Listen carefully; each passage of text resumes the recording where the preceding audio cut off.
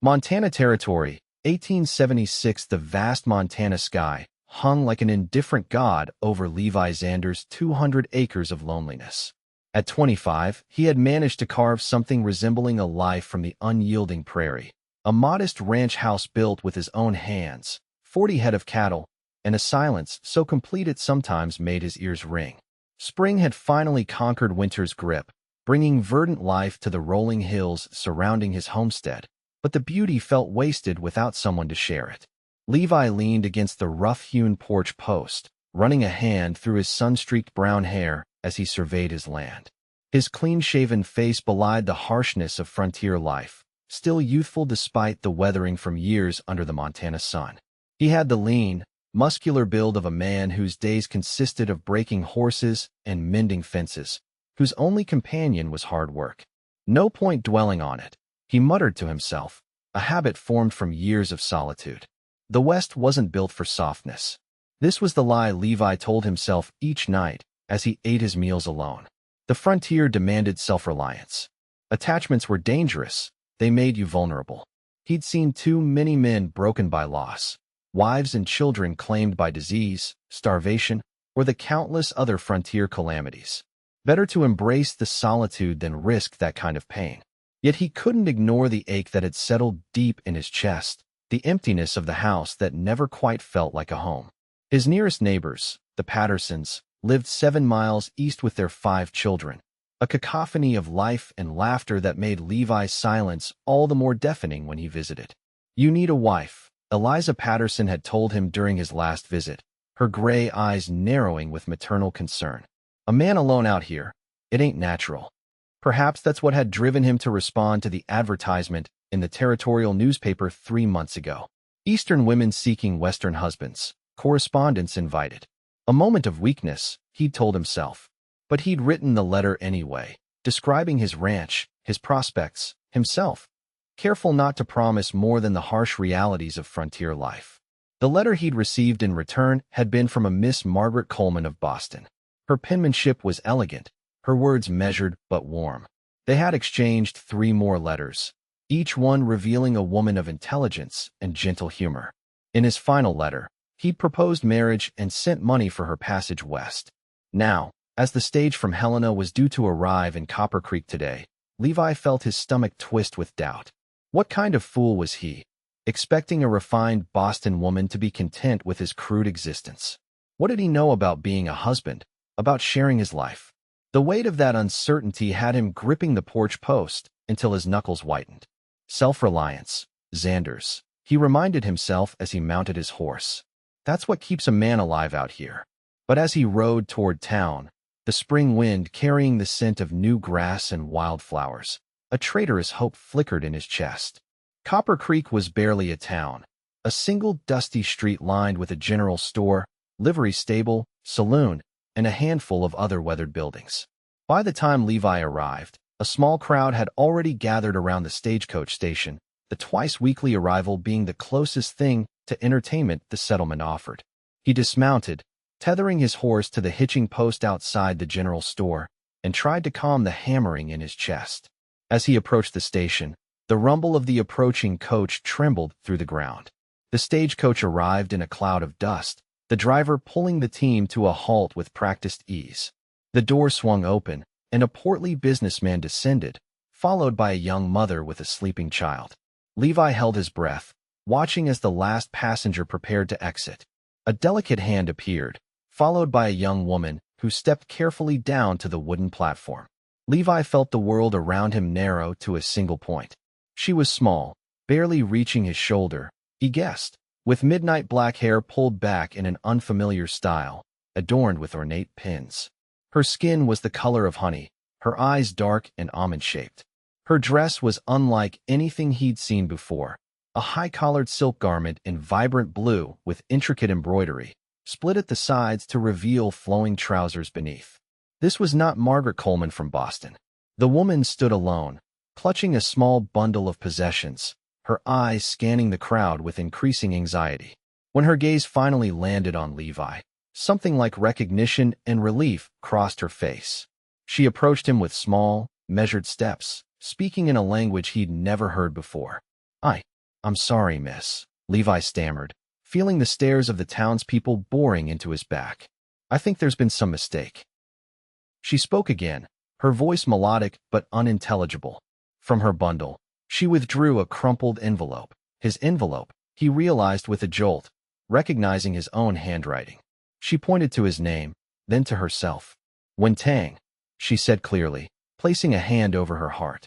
She smiled tentatively, the expression transforming her already beautiful face. She was young, perhaps 22 or 23, with a quiet dignity in her posture despite her obvious unease. The station master approached, wiping his hands on a rag. She came in on the train from San Francisco yesterday, been waiting for today's stage. Chinese, by the looks of her. Didn't understand a word I said. He eyed Levi curiously. This your mail-order bride, Xanders? There's been a mistake, Levi repeated, feeling heat rise to his face. I was expecting someone else. Well, someone paid for her passage here, the station master said with a shrug. And she's got your name on that letter. When Tang watched their exchange, her dark eyes moving between the men. Though she couldn't understand their words, she seemed to grasp the situation. Her smile faltered, uncertainty replacing the hope that had brightened her face moments before. I wrote to a woman in Boston, Levi explained, discomfort growing as more townspeople gathered to witness the scene. Margaret Coleman. Mail's unreliable out here, the station master offered unhelpfully. Letters get lost all the time. Levi ran a hand through his hair, mind racing. He couldn't just abandon this woman in a strange town where she couldn't even communicate. But what was he supposed to do with her? Stage won't be back through for 3 days, the station master added, as if reading Levi's thoughts. And there ain't no hotels in Copper Creek, as you well know.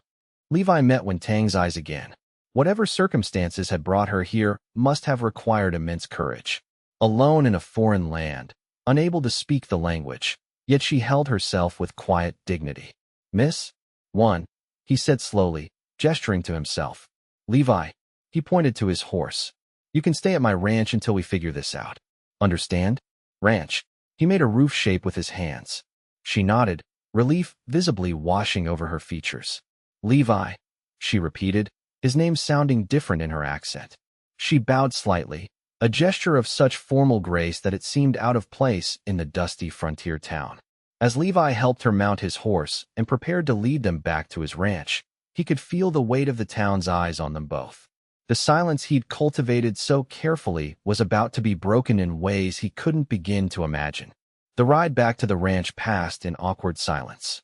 Wen Tang sat side-saddle on his horse, her back straight as a fence post, while Levi walked alongside, leading the animal by the reins. The bundle of her possessions was secured behind the saddle. Pitifully small, he thought, for someone who had traveled so far. Occasionally, he glanced up at her, only to find her studying the landscape with undisguised wonder. The vast Montana sky, the rolling hills covered in spring wildflowers, the distant mountains still capped with snow. She seemed to drink it all in, her expression softening from anxiety to awe. When they crested the final hill and his ranch came into view, Levi felt a surge of embarrassment. The house was solid enough, 2 rooms with a stone chimney and a covered porch, but it was plain and utilitarian. The barn needed painting, and the corral fence had been mended so many times it resembled patchwork. What must she think, coming from wherever she'd come from? Home, he said, pointing toward the buildings. My ranch. She nodded, murmuring something in her language. As they drew closer, a border collie raced out to greet them, barking excitedly. Scout, Levi called, and the dog immediately stopped barking, though his tail continued to wag furiously. He won't hurt you, he added, realizing belatedly that she wouldn't understand. But when Tang surprised him by sliding gracefully from the horse without assistance and kneeling to greet the dog, she spoke softly to Scout, who approached cautiously before allowing her to scratch behind his ears. The dog's instant acceptance of the stranger eased something in Levi's chest. He led her into the house, acutely aware of its shortcomings. The main room served as kitchen, dining room, and living space, with a stone fireplace along one wall. His bedroom was through the only door, small but neat. You can have the bedroom, he said, gesturing to the door. I'll sleep out here. He demonstrated by pointing to himself, then to a spot near the fireplace. Wen Tang shook her head vigorously, speaking rapidly in her language. She pointed to herself, then to the fireplace, clearly refusing his offer. "No, I insist," Levi said, guiding her gently toward the bedroom door. He opened it to reveal the simple space. A bed with a quilt Eliza Patterson had given him, a chest for clothes, a small table with a wash basin. When Tang stepped inside, her eyes widening as she took in the room, she turned to him and bowed again, speaking words that, while unintelligible, conveyed gratitude by their tone. The rest of the day passed in a strange dance of gestures and pointed fingers as Levi showed her where things were kept. He demonstrated how to pump water from the well, where the outhouse was located, how to light the stove. She proved a quick study, watching his movements with intense concentration. As evening approached, Levi realized with a start that he had no idea what she might eat. His own diet consisted mainly of beans, salt pork, and whatever game he could hunt. Would that be acceptable to her? But when Tang settled that question by gently nudging him aside when he began preparing dinner. From her bundle, she produced a small pouch of unfamiliar spices. Using his simple ingredients, potatoes, onions, and a rabbit he'd caught the day before, she created a meal unlike anything Levi had tasted. The flavors were strange but delicious, the meat tender in a savory broth. They ate in silence, but it was a different quality of silence than what had filled his home before. Not the empty echo of solitude, but something alive with unspoken questions. After dinner, as Levi sat at the table attempting to mend a torn shirt, when Tang approached with a gentle smile, she gestured for the garment, and after a moment's hesitation, he handed it over. From her bundle, she produced a small sewing kit. Her nimble fingers repaired the tear with such tiny, perfect stitches that the mend was nearly invisible. "Thank you," Levi said, examining her handiwork with genuine appreciation. She smiled and nodded, then surprised him by pointing to herself. "One," she said. Then she pointed to him. "Levi." Next, she pointed to the shirt, then made a sewing motion. "Sewing," Levi supplied, mimicking her gesture. "Sewing," she repeated carefully, the unfamiliar word awkward on her tongue. It was the beginning of a new language between them, simple but purposeful, the first tentative bridge across their divide. That night, as Levi made his bed near the fire, he listened to the unfamiliar sounds of another person preparing for sleep in his home. The soft padding of feet, the gentle splash of water in the basin, the creak of the bed as she settled in. His carefully constructed solitude had been breached, and while part of him clung to the false belief that he was better off alone, another part, a part he'd tried to silence for years, whispered that perhaps the frontier didn't have to be faced alone after all. The next morning, Levi woke to the unfamiliar smell of cooking. He sat up from his makeshift bed by the cold fireplace, disoriented for a moment before remembering his unexpected guest. When Tang stood at the stove, her back to him, she had managed to start the fire without waking him and was busy preparing something in his cast-iron skillet. Her hair was braided simply down her back, and she wore the same blue garment as yesterday, though she'd removed the ornate outer layer. "Good morning," he said, voice rough from sleep. She turned, offering a small smile and a nod. From the skillet, she produced flat cakes unlike any flapjacks he'd seen before, filled with what looked like vegetables from his small garden plot. The taste was foreign but delicious, savory, and satisfying. After breakfast, Levi faced a dilemma. His daily chores couldn't wait. The cattle needed checking, a section of fence required repairs, and there was always wood to be chopped. But he couldn't just leave her alone. He attempted to explain through gestures that he needed to work. To his surprise, Wen nodded immediately in understanding. She made shooing motions toward the door, then pointed to the house and herself. The message was clear. She would tend to things here while he worked. Still hesitant, Levi headed out, glancing back several times as if to reassure himself she was real and not some fever dream conjured by his lonely mind. Throughout the morning, as he mended fence posts and rounded up strays, he found his thoughts drifting back to the house. What was she doing? Was she comfortable? Did she regret coming to this wild country, to this sparse existence? When he returned for the midday meal, he found the house transformed. The floors had been swept clean, the windows washed so that sunlight streamed through clearly for the first time in months. His clothes, usually piled in a corner awaiting his sporadic attention, had been washed and hung to dry on a line she'd strung behind the house. Inside, Wen Tang moved with quiet efficiency, turning from the stove when he entered. She had prepared another simple but flavorful meal and gestured for him to sit. As they ate, she attempted communication again, pointing to various objects and waiting for him to name them. Table, he would say, or plate, or spoon, and she would repeat the word carefully, her accent adding a musical quality to the ordinary terms. After the meal, she surprised him by retrieving a small book from her bundle. It was worn, its cover faded, but she handled it with reverence. Opening it, she showed him illustrations, plants, animals, simple objects, with Chinese characters beside them. "You want to learn English?" Levi realized aloud. He pointed to a drawing of a horse. "Horse," he said clearly. She nodded eagerly, repeating, "Horse," then pointing to the Chinese character beside it. "I can't read that," Levi admitted, tapping the character. "But I can teach you our words." For the next hour, they sat at the table, going through the illustrations.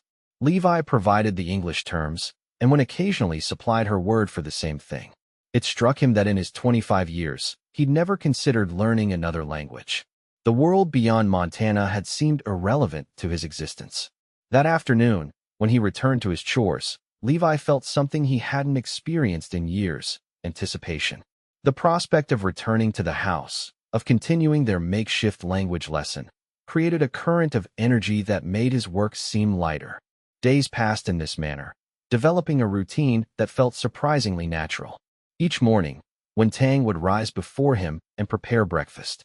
They would eat together before Levi headed out for his ranch work. At midday, he would return to a meal and a short language lesson. In the evenings, after the day's work was complete, they would sit by the fire while Levi taught her more words and phrases. Her progress was remarkable. By the end of the first week, she could name most household objects and understand simple instructions. By the second week, she was forming basic sentences: "I cook food. You work outside. Dogs sleep here." Levi found himself looking forward to these sessions, to the way her face lit up when she grasped a new concept, to her laughter when he attempted to pronounce the Chinese words she taught him in return. What had begun as an awkward accommodation had evolved into something different, a partnership of sorts. Wen Tang transformed his house with small touches: wildflowers in a jar on the table, a woven mat by the door, curtains fashioned from spare fabric she'd found in his mother's old trunk. The meals she prepared from his simple provisions made him realize how poorly he'd been living. In turn, he built her a small garden plot where she could grow vegetables unfamiliar to him, seeds she'd brought in her bundle. He crafted a better clothesline, a shelf for her few possessions, a bench where she could sit in the evening sun. But the question of her presence remained unresolved. Levi had written to the marriage broker in San Francisco, inquiring about the mix-up, but it would be weeks before he received a reply. The stage had come and gone twice, but Levi had made no arrangements for Wen Tang to leave. And if he were honest with himself, the thought of returning to his solitary existence filled him with a dread he couldn't articulate. The spring rains came in the third week, turning the dirt yard to mud and keeping them both confined to the house for days. The forced proximity might have been uncomfortable, but instead, it accelerated Wen Tang's English learning. With nothing else to occupy them, they spent hours with her book and with objects around the house. "Rain," she would say, pointing to the water streaming down the windows. "Many days rain." "Yes," Levi would confirm. "Too much rain." On the third day of downpour, as they sat by the fire in the evening, Levi found himself sharing stories of his life. How he'd come to Montana as a boy with his parents, how his father had staked this claim but died of pneumonia before seeing the first crop harvested, how his mother had held on for 5 more years before her heart simply gave out, leaving 18-year-old Levi alone with 200 acres and a head full of dreams. He wasn't sure how much one understood, but she listened intently, occasionally asking for clarification of a word or nodding in encouragement when he paused. When he finished speaking, she was quiet for a long moment, her dark eyes reflecting the firelight. Then, hesitantly, using her growing vocabulary and supplementing with gestures when words failed her, she began to tell her own story. Her family in Canton had arranged a marriage for her to a Chinese merchant in San Francisco. She had traveled across the ocean to meet him, only to discover upon arrival that the man had died while she was en route. His brother, unwilling to honor the arrangement, had instead sold her contract to a marriage broker who specialized in sending women to the Western Territories. "I no choose," she explained, her face solemn. "Let her come, say man want wife. Broker say I go Montana." She pointed to herself, then to the floor. "I hear now." Levi listened with growing horror as he pieced together the story. She had been sent to him like cargo, her fate decided by strangers. Yet there was no self-pity in her telling, only a matter-of-fact recounting of events that had carried her across an ocean and a continent to his doorstep. "One," he said softly when she finished, "I'm sorry." She tilted her head, questioning. "Why sorry? You no send for Chinese wife." "No," he admitted. "But you didn't ask for any of this either." She considered this, then surprised him with a small smile. "Maybe fate," she said, using a word he hadn't taught her. "In China, we say, some things written before birth." She made a writing motion in the air. "Maybe I suppose come here." The idea that their meeting might be more than a postal error, that it might have been destined, sent an unexpected warmth through Levi's chest. He had never been one for philosophical musings, had always believed a man made his own way through hard work and determination. But sitting across from this woman who had traveled so far and endured so much, he found himself wondering if perhaps there were forces at work beyond his understanding. The rain continued to drum on the roof, but the silence between them had transformed into something comfortable, almost intimate. Levi realized with a start that the solitude he had once defended so fiercely now seemed empty compared to these shared moments. "I'm glad you're here," he said finally, the admission coming easier than he expected. Wen Tang smiled, her face softening in a way that made his breath catch. "I'm glad too," she replied softly. Something shifted between them that night, a tentative trust taking root like the seedlings in her garden. As the rain fell and the fire crackled, the small house felt, for the first time since his mother's death, like a home. The letter from Boston arrived on a bright June morning, nearly a month after Wen Tang's unexpected arrival. Levi recognized the elegant handwriting immediately as he collected his mail from the Copper Creek post office. "That your Boston lady finally writing back?" asked the postmaster with poorly concealed curiosity. News of the Chinese woman staying at Levi's ranch had spread through the territory like wildfire. "Seems so," Levi replied non-committally, tucking the letter into his pocket. He completed his business in town quickly, purchasing supplies and trading news with the few ranchers he considered friendly. He waited until he was alone on the trail home before opening the letter. Margaret Coleman's words leapt from the page, full of apologies and explanations. She had indeed received his proposal and had intended to come west. But a family illness had delayed her departure, and by the time she was able to write again, she had received an offer from a banker in her own city, a safer prospect than an unknown rancher in the wild territories. "I hope you can forgive my change of heart," she wrote. "I fear I was not made of stern enough stuff for frontier life after all." Levi folded the letter carefully and returned it to his pocket. He should feel disappointed, he thought. Just weeks ago, he had been eagerly awaiting this woman's arrival, convinced she would bring order and companionship to his solitary existence. But as his ranch came into view, and he saw Wen Tang in the garden, kneeling among her growing plants with Scout lying faithfully beside her, he felt only a sense of rightness, as if some unseen hand had corrected a mistake before it could be made. She looked up as he approached, shading her eyes against the sun. In the weeks since her arrival, she had adapted her clothing to the practical demands of ranch life, wearing a simple blouse and skirt that Eliza Patterson had helped alter to fit her small frame, though she kept her Chinese trousers underneath for comfort. "You bring food?" she called, her English improving daily. "I make special dinner tonight." "I brought everything you asked for," Levi confirmed, dismounting. "And something else." He held up a package. A present. Her eyes widened as she approached, wiping soil from her hands onto her apron. "Present? For me?" "For you," he affirmed, handing her the parcel. She unwrapped it carefully to reveal an English primer, a proper schoolbook with illustrations and simple sentences. Her face lit with delight. "For learning better," she exclaimed. "Thank you, Levi." The way she said his name, with a lilt that made it sound new, stirred something in his chest. He realized with sudden clarity that he had stopped thinking of her stay as temporary, had stopped wondering when she would leave or what would happen next. Somehow, without discussion or declaration, she had become a part of his life, as essential as the ranch itself. That evening, after a meal that showcased her growing fusion of Eastern flavors and Western ingredients, they sat together with the new book. Wen Tang's fingers traced the words as Levi read them aloud, her lips moving in silent repetition. "Levi," she said suddenly, looking up from the page. "Letter today, it from Boston lady?" He startled. "How did you know about that?" She smiled, a hint of mischief in her eyes. "People in town talk. I understand more than they think." Levi chuckled, impressed by her perceptiveness. "Yes, it was from her. She's not coming. She's marrying someone else." Wen Tang studied his face carefully. "You sad?" He considered the question honestly. "No," he said finally. "I'm not sad. I think things worked out as they were meant to." She nodded, seeming satisfied with his answer. They returned to the book, but something had changed in the air between them. An unspoken acknowledgement that the temporary arrangement they had begun with was evolving into something more permanent. Later, as Levi prepared his bedroll by the fire as he had every night since her arrival, Wen Tang stood watching him from the bedroom doorway. "Why you sleep there still?" she asked, her direct question catching him off guard.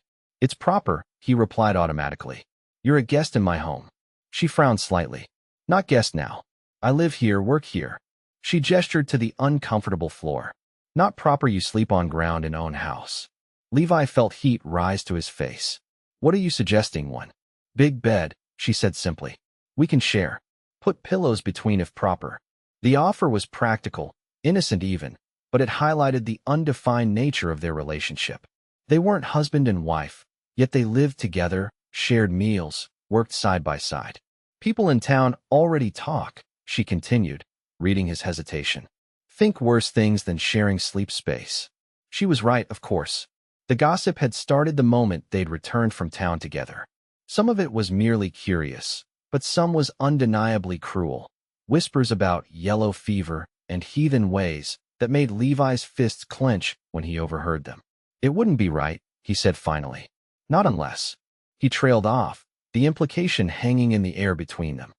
"Unless marriage," Wen Tang finished for him, her directness both disconcerting and refreshing. "You think about this?" Had he? Levi realized with a start that he had been thinking about it, not in concrete plans, but in the way he'd begun to include her in his vision of the future. When he considered next year's crops or expanding the herd, she was there in his mind's eye, working alongside him. "I have," he admitted, "but I wouldn't want you to feel obligated. You didn't choose to come here, to this ranch, to me." "No, choose first," she agreed. "But choose now." She stepped closer, her dark eyes holding his. "I choose stay if you want." The simplicity of her declaration stripped away the tangled concerns that had been binding Levi's thoughts. In the wilderness of Montana, conventions and proprieties were already adapted to survival and circumstance. What mattered was not how they had come together, but what they had built since: trust, understanding, respect, and perhaps something deeper neither had named yet. "I want you to stay," Levi said, his voice rough with emotion. "But I want to do right by you one. A proper courtship, a proper proposal when you're ready." Her smile bloomed slowly, transforming her face. "Then court me," she said. "I ready listen." The summer unfurled in golden days of work and discovery. True to his word, Levi began a proper courtship, though it looked nothing like the Eastern rituals either of them had been raised to expect. There were no chaperoned walks or formal calling hours. Instead, there were wildflower bouquets left on the breakfast table, a carved wooden comb for her hair, a special trip to town so she could select fabric for new clothes. Wen Tang, in turn, wove meaning into everyday gestures, brewing a special tea when he was tired, learning to bake the apple pie his mother had once made, sitting with him in companionable silence at day's end. Their language lessons continued, Wen's English improving dramatically while Levi mastered a modest vocabulary in Cantonese. The hybrid language they created together became a private dialect of shared experiences and inside jokes. In July, Levi took Wen Tang to meet the Pattersons. He had been avoiding the visit, uncertain how his neighbors would receive her. But Eliza Patterson proved her worth as a friend, welcoming one with genuine warmth and curiosity about her culture and journey. "She's a treasure, Levi," Eliza told him as they watched when delight the Patterson children with paper folding techniques she'd learned as a child. "Don't you let small minds drive her away." "I don't intend to," he replied, his eyes never leaving Wen's animated face. By August, when the wheat fields turned golden and the days grew shorter, they had settled into a partnership that felt as natural as breathing. They worked together in easy synchronicity, when tending the expanded garden and preserving its bounty for winter, Levi managing the livestock and fields, both sharing the endless tasks that frontier survival demanded. The house had been transformed through small, continuous improvements. Wen Tang had sewn proper curtains, braided rugs from scraps, and arranged their living space with an economy that somehow created more comfort from fewer possessions. Levi had added a second room to the house, a proper kitchen with space for the growing collection of implements when used to create her meals. "Next spring," he told her as they sat on the porch one evening, watching the sunset paint the hills in amber and rose, "I'll build another bedroom." "For the future," he added, the implication clear. She leaned against his shoulder, a familiarity that had developed gradually between them. "Good plan," she said simply. "I help." It was in these quiet moments that Levi felt the final walls around his heart crumbling. The belief that had sustained him for years, that isolation was safer than connection, that the frontier was no place for love, now seemed like a pale, hollow thing compared to the rich complexity of sharing his life. As summer waned toward autumn, Levi rode to town alone one morning with a specific purpose in mind. At the general store, he selected a simple gold band, not fancy, but solid and true, like the life he hoped to build. The storekeeper's eyebrows rose as he wrapped the purchase. "Making it official with your Chinese lady, Xanders?" "Her name is Wen Tang," Levi replied evenly. "And yes, I'm asking her to marry me." The news would spread through Copper Creek before he even reached the town limits. But Levi found he no longer cared. Let them talk. Let them whisper. What he and Wen had built together was stronger than their ignorance. The harvest moon hung full and golden over the ranch when Levi finally gathered his courage. They had worked from dawn to dusk bringing in the wheat crop, their bodies tired but satisfied with the bounty that would see them through winter. After dinner, he suggested a walk to the ridge overlooking the property, a place they sometimes went to watch the stars emerge. Wen Tang agreed readily, wrapping a shawl around her shoulders against the evening chill. The land stretched before them in the moonlight, silver-washed and peaceful. The house below glowed with lamplight, smoke curling from the chimney. It struck Levi how different the scene looked from the same view just months ago, then empty and static, now alive with possibility. "One," he began, his heart hammering against his ribs. "Before you came, I thought I knew what my life would be. I'd convinced myself that being alone was safer, that I didn't need anyone else to make this place work." She turned to face him, her expression thoughtful as she listened. "I was wrong," he continued.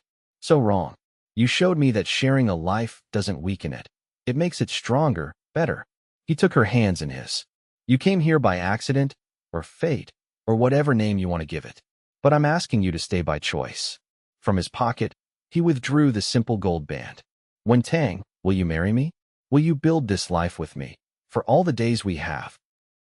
In the moonlight, he could see tears gathering in her eyes, but her smile was radiant.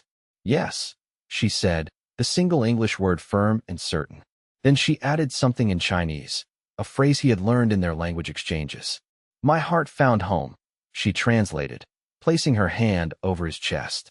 As he slipped the ring onto her finger, a little loose but easily adjusted, Levi felt a completeness he hadn't known was possible.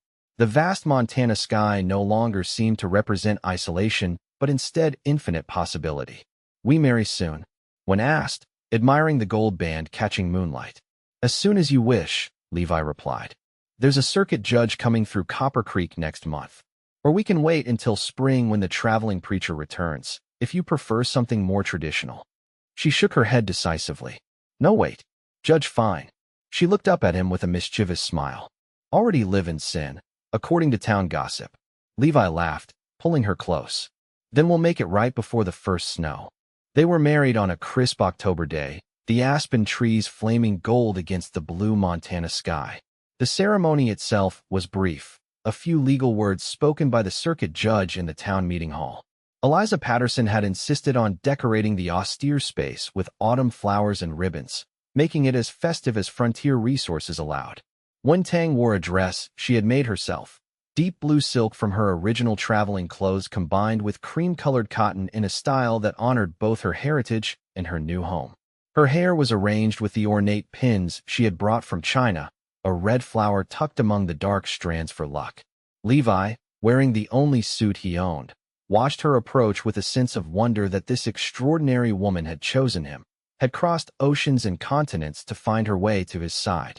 The judge, a pragmatic man with little patience for sentiment, raised an eyebrow at the unusual couple but performed the ceremony with proper dignity.